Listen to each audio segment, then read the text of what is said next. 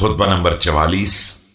آپ علیہ السلام کا ارشاد گرامی اس موقع پر جب مسقلہ ابن حبیرہ شیبانی نے آپ علیہ السلام کے عامل سے بنی ناجیہ کے اسیر خرید کر آزاد کر دیے، اور جب حضرت علیہ السلام نے اس سے قیمت کا مطالبہ کیا تو بددیانتی کرتے ہوئے شام کی طرف فرار کر گیا۔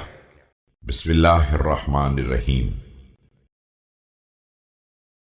خدا برا کرے مسقلہ کا کہ اس نے کام شریفوں جیسا کیا لیکن فرار غلاموں کی طرح کیا۔ ابھی اس کے مداح نے زبان کھولی بھی نہیں تھی کہ اس نے خود ہی خاموش کر دیا، اور اس کی تعریف میں کچھ کہنے والا کچھ کہنے بھی نہ پایا تھا کہ اس نے منہ بند کر دیا۔ اگر وہ یہیں ٹھہرا رہتا تو میں جس قدر ممکن ہوتا اس سے لے لیتا، اور باقی کے لیے اس کے مال کی زیادتی کا انتظار کرتا۔